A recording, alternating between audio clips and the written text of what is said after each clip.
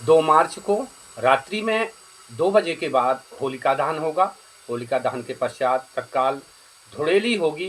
देखा जाए, अब आपको हम बताएं कि होलिका दहन में जो दग्ध अग्नि होती है वो किस प्रकार से कार्य करती है। वो सकारात्मक ऊर्जाएं उत्पन्न करती है, नकारात्मक ऊर्जाओं को कैसे नष्ट करती है। आप देखें कि भक्त प्रहलाद द्वारा जब सकारात्मक ऊर्जाएं उत्पन्न की गई, महामंत्र का जाप किया गया, ओम नमो भगवते वासुदेवाय मंत्र का जाप किया गया, तो वो सिर्फ सकारात्मक ऊर्जा हुई। और देखा जाए तो जो नकारात्मक ऊर्जा थी, राक्षसी प्रवृत्ति की होलिका उस अग्नि में जल गई। तो ये सिद्ध करता है कि ये अग्नि सकारात्मक ऊर्जाओं को उत्पन्न करने वाली और नकारात्मक ऊर्जाओं को नष्ट करने वाली होती है। यही कारण है कि उस दिन की अग्नि में लोग अपना उतारा करते हैं, नमक, मिर्ची इत्यादि से अपना उतारा करके जो भी उनके नेगेटिव एनर्जी है उनको उतार करके उस होलिका में डालते हैं ताकि वो नकारात्मक एनर्जी नष्ट हो जाए। कई बार किसी भी प्रकार का कोई घर में किसी ने ऐसी स्थितियां, अशुभ स्थितियां निर्मित हो गई हैं, कोई वास्तु दोष उत्पन्न हो गया है, किसी भी प्रकार का कोई बंधन है दुकान आपके या किसी व्यापार में, तो ऐसी स्थिति में भी वो नकारात्मक ऊर्जाओं का उतारा इस अग्नि में लोग करते हैं। देखा जाए तो ये अग्नि सकारात्मक ऊर्जा पैदा करती है और सकारात्मक ऊर्जा का नया संचार करती है। अग्नि तो कई प्रकार की होती है, लेकिन इसी अग्नि से ही सभी प्रकार की अग्नियाँ तैयार होती हैं। जैसे इस अग्नि को, एक ये नई अग्नि कहलाती है, ये अग्नि को ले जा करके घर में जो रसोई पकाने के काम आती है, ये एक अलग अग्नि होती है। जो आवाहित मंत्रों के द्वारा जो हवन कुंड में अग्नि होती है, वो आपके पुण्यों को जागृत करती है, वो एक अलग अग्नि होती है। क्योंकि ये पुण्यमयी अग्नि हवन कुंड में होती है। एक चिता की अग्नि होती है जो जो कि पंचाग्नि, पंचभूत शरीरों को नष्ट करती है। ऐसे एक आकाशीय अग्नि होती है, विद्युत अग्नि होती है। इस प्रकार से अनेक प्रकार की अग्नियों का वर्णन किया गया है।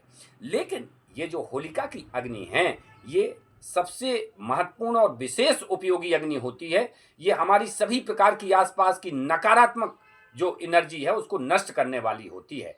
ऐसे में इस अग्नि को अपन घर लाते हैं, घर में उनकी विधिवत पूजा इत्यादि करते हैं। तो रात्रि में जैसे ही होलिका दहन होगी, ये अग्नि आपके घर में प्रवेश करेगी। कई लोग रात्रि में अग्नि पूजा करने के बाद पकवान, मिष्ठान इत्यादि बनाते हैं, भोग लगाते हैं। तो इसके लिए भी इस बार 3 मार्च को 9 बजे के आसपास तक का समय विशेष तक के लिए शुभ फल है। इसके बाद ग्रहण लग जाएगा। कहते हैं कि कोई भी ग्रहण, सूर्य या चंद्र ग्रहण हो, ये सूर्य और चंद्र को हमारे माता पिता की संज्ञा दी गई है। अगर ये चंद्र ग्रहण लग रहा है तो हमारे जो पूर्वज हैं, हमारी माता है जिनको संज्ञा दी गई है, तो उनको कष्ट हो रहा है। ऐसे चंद्र ग्रहण अथवा ग्रहण, चंद्र में ग्रहण पड़ना, कष्ट होना, हमारे देवी देवताओं को कष्ट हो रहा है। ऐसे समय पर हमको उत्सव नहीं मनाना चाहिए। तो इसके बाद फिर उत्सव बंद हो जाता है। किसी भी प्रकार का रंग पंचमी का जो चल समारोह इत्यादि होते हैं वो बंद हो जाते हैं, क्योंकि मंदिरों के पट बंद हो जाते हैं। और जो पहली गुलाल है, पहली राख है, जो होलिका की राख होती है, वो एक पवित्र राख होती है जो अपने कुल देवताओं को अर्पित करते हैं, ग्राम देवताओं को अर्पित करते हैं, स्थान देवताओं को अर्पित करते हैं, वास्तु देवताओं को अर्पित करते हैं, माता पिता को अर्पित करते हैं, अपने सभी देवी देवताओं को, रास्ते के मंदिरों को इत्यादि। चल समारोह जहाँ जहाँ से निकलता है वहाँ के देवी देवताओं और स्थान नाधिपति, गादीपति, गुरुपति, गादीपति इत्यादि को अर्पित करते हैं। तो ग्रहण काल में ये चीज जो है तो अर्पित नहीं की जा सकती है, क्योंकि मंदिरों के पट इत्यादि सब बंद होते हैं। तो ऐसे में ये जो त्योहार है, जो चलोत्सव है, ये 4 तारीख को चला जाएगा।